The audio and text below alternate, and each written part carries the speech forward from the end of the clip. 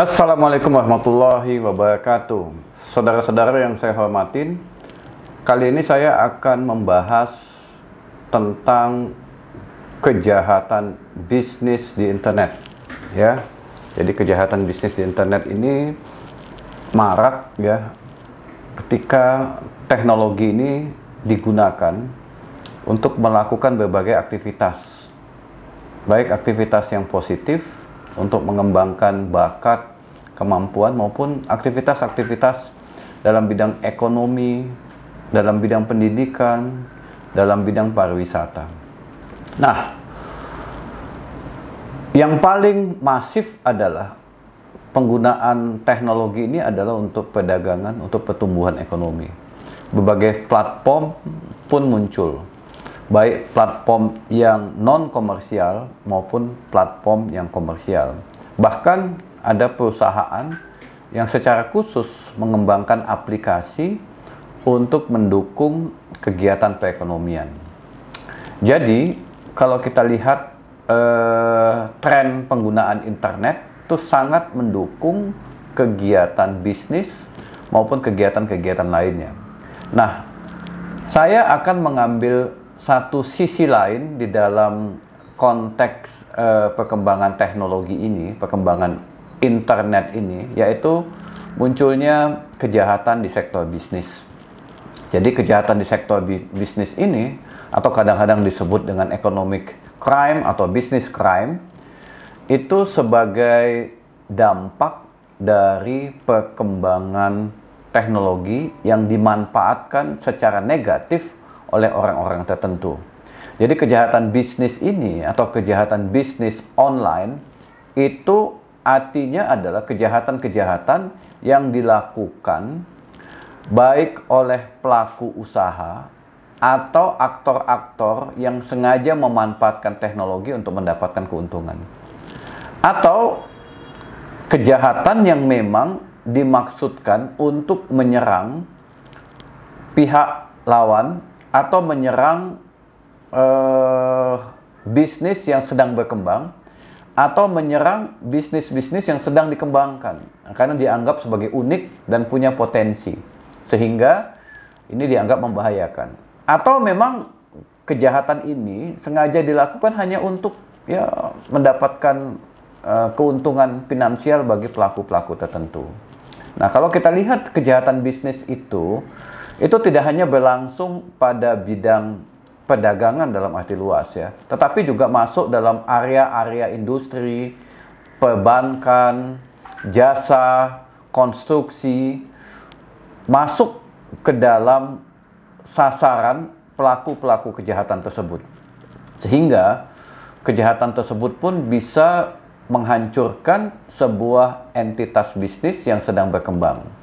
Nah, kalau kita lihat lagi ke dalam ya, jadi kejahatan bisnis online, jadi kejahatan bisnis online itu dimaksudkan internet atau teknologi informasi dan komunikasi dijadikan kendaraan untuk mewujudkan kejahatan. Jadi kalau kejahatan bisnis biasa itu tidak menggunakan teknologi, tidak memanfaatkan internet untuk mewujudkan kejahatannya. Tetapi dalam kejahatan bisnis online, maka yang menjadi sasaran mereka sebagai alat yang digunakan untuk mewujudkan kejahatan itu adalah internet, teknologi informasi dan komunikasi. Itu jadi digunakan oleh pelaku untuk mewujudkan kejahatannya. Jadi kalau dalam konteks hukum pidana, ya mereka menggunakan alat teknologi untuk melakukan kejahatan. Kejahatannya bisa macam-macam. Dalam sektor bisnis tadi saya sebutkan banyak sekali. Ada ya bisnis kuliner, bisnis jasa, bisnis perbankan, ya bisnis mungkin jual beli lapak yang tidak terlalu besar ya.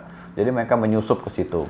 Nah, saya ingin mengupas ada 5 bentuk kejahatan bisnis yang sering dilakukan, yang menjadi observasi para ilmuwan dan pengamat kejahatan ya.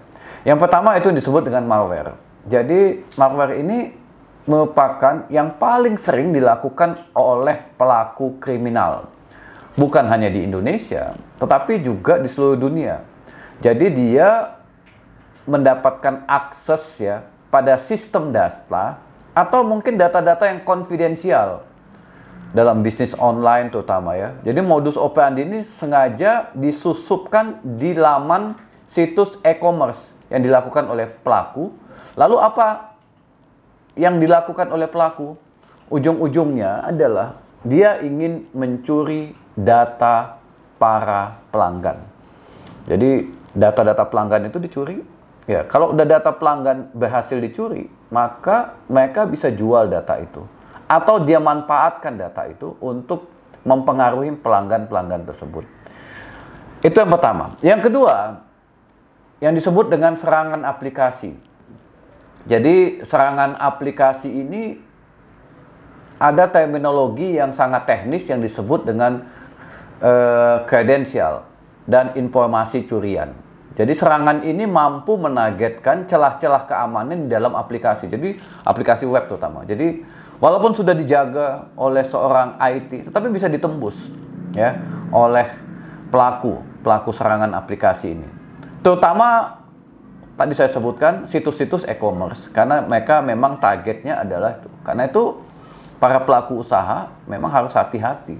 Begitu usahanya berkembang, ya pelanggannya banyak, maka resiko terhadap keamanan data pelanggan juga menjadi yang perlu dipertimbangkan dalam bisnis itu untuk dijaga sekuritasnya. Baru-baru ini kita dengar ya, sebuah platform besar itu juga ternyata disusupin oleh serangan aplikasi ini, datanya diambil oleh pelaku. Ya, dan data yang sudah dicuri tadi itu ya bisa dimanfaatkan untuk kepentingan-kepentingan komersial maupun untuk kepentingan-kepentingan kriminal.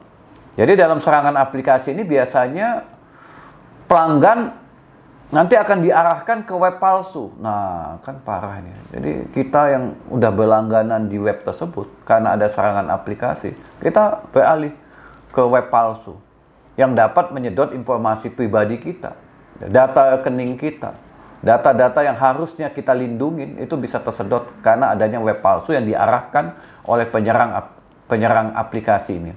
Data ini sering digunakan oleh penjahat cyber atau pelaku kejahatan di bidang cyber. Itu yang kedua, serangan cyber. Kemudian yang ketiga, ada mungkin para pelaku bisnis juga perlu mengenal apa yang disebut dengan serangan botnet.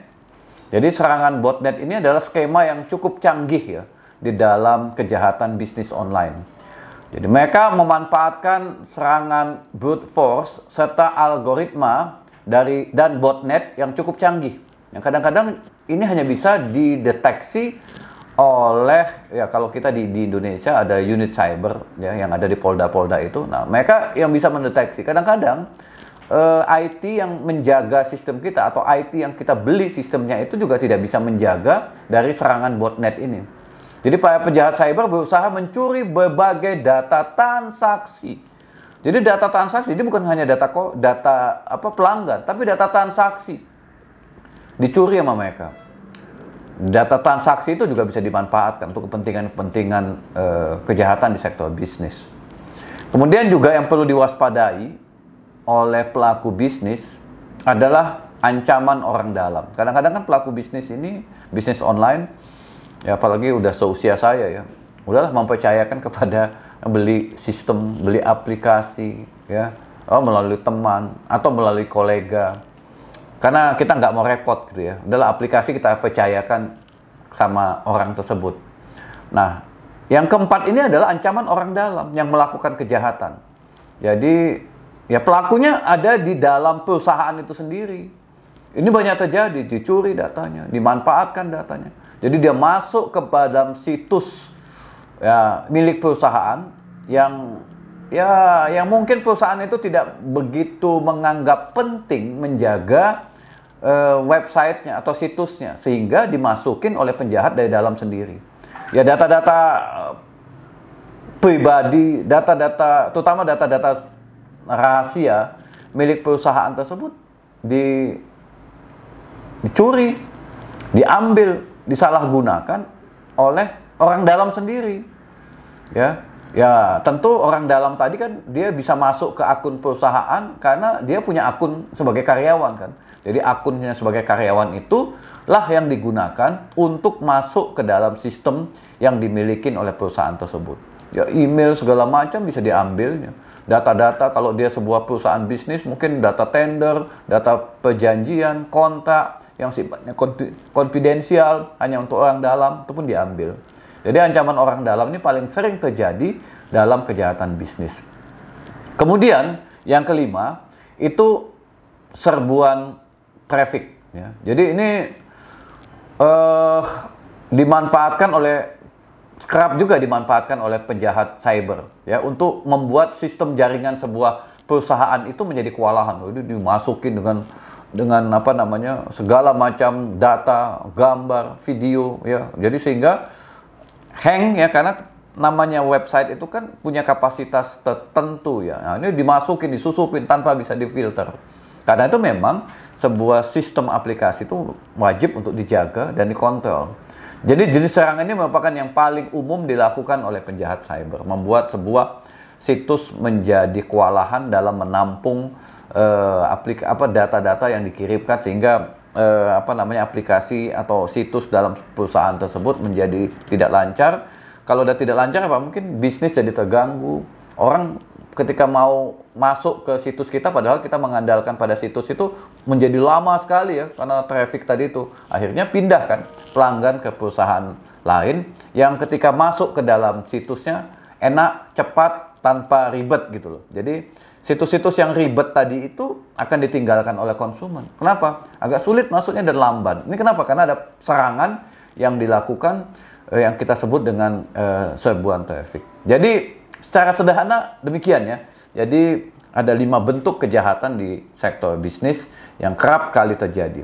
Kemudian ada juga kejahatan-kejahatan lain ya yang juga lazim terjadi di dalam sektor bisnis. Misalnya ya pelanggaran dari copyright yang sudah dibuat oleh orang-orang tertentu itu juga dimanipulasi dan dimanfaatkan seolah-olah itu adalah data milik yang bersangkutan. Jadi pelanggaran di bidang perlindungan data dari sebuah ciptaan atau sebuah hasil karya itu juga lazim terjadi di dalam sektor bisnis. Nah, sekarang bagian akhir dari sesi ini adalah kalau itu terjadi, kira-kira bagaimana norma hukum di Indonesia melindungi pelaku kejahatan, melindungi pelaku usaha dari kejahatan bisnis tersebut. Nah, kita memang memiliki undang-undang ya. Kita memiliki undang-undang ITE, Undang-Undang 11 2008, Jungto 19 2016. Nah, undang-undang ini bisa dipakai jika ada pelaku usaha diserang atau menjadi korban kejahatan bisnis online. Jadi undang-undang ini bisa dipakai. Dan tentu namanya undang-undang, proses penegakan hukumnya tentu nggak cepat ya. Karena nggak cepat ya memang harus menjaga sistem kita supaya nggak disusupin. Menjaga aplikasi kita supaya nggak disusupin. Menjaga agar bagaimana sistem e-commerce kita itu bisa aman dari serangan cyber. Jadi undang-undang ITE yang bisa dipakai. Nah, di samping undang-undang ITE, bagi konsumen ya, yang mengalami kerugian juga dalam konteks kejahatan bisnis, ya ada juga ya konsumen yang menjadi korban korban dari jualan online yang dilakukan oleh pelaku usaha. Jadi kalau dia jadi korban, kemana? Apakah bisa dipidanakan? Oh, bisa. Jadi bisa memakai Undang-Undang Perlindungan Konsumen Undang-Undang 8 tahun 99. Jadi jika pelaku usaha yang menjadi korban, dia bisa pakai Undang-Undang ITE. Tetapi kalau konsumen yang menjadi korban atas perbuatan pelaku usaha e-commerce, maka dia bisa menggunakan Undang-Undang Perlindungan Konsumen. Memang dalam konteks perlindungan konsumen tidak bisa langsung ke area pidana ya. Ada Badan Perlindungan Konsumen, ada BPSK yang akan menyelesaikan soal pertikaian atau konflik antara konsumen dengan pelaku usaha atau dengan pelaku usaha e-commerce ya. Jadi itu dulu diselesaikan. Kalau tidak selesai, maka bisa masuk ke arena pidana. Dan yang ketiga, mekanisme yang bisa digunakan dalam konteks hukum, tapi ini bukan hukum pidana. Kalau yang pertama tadi bisa Undang-Undang ITE, di situ ada aspek pidananya. Yang kedua tadi dengan undang-undang perlindungan konsumen. Kalau perlindungan konsumen ini dianggap penyelesaian sengketa dulu antara konsumen dengan pelaku usaha. Jika gagal baru bisa masuk ke hukum pidananya. Dan yang ketiga ya murni dengan pendekatan hukum perdata yang melakukan gugatan. Jadi dianggaplah orang lain itu melakukan perbuatan melawan hukum yang merugikan perusahaan kita, yang merugikan platform kita atau yang merugikan lapak kita secara online. Jadi bisa juga dengan menggunakan gugatan. Cuman gugatan perdata ini memang targetnya adalah kerugian finansial. Karena itu pelaku usaha atau konsumen harus bisa membuktikan kerugian apa yang dialami dari perbuatan melawan hukum yang dilakukan penyerang secara online. Saya pikir ini ya yang bisa saya sampaikan terkait dengan kejahatan bisnis online. Dan jika rekan-rekan pelaku usaha atau konsumen ya masih memiliki masalah terkait dengan apakah sebagai konsumen atau sebagai produsen dan menjadi korban tindak pidana secara online seperti yang saya sebutkan tadi, ya, bisa memberikan pertanyaan di kolom komentar atau bisa langsung mengirimkan email ke Business Law Binus University. Terima kasih, semoga bermanfaat. Sampai ketemu pada edisi pada kejahatan bisnis online berikutnya.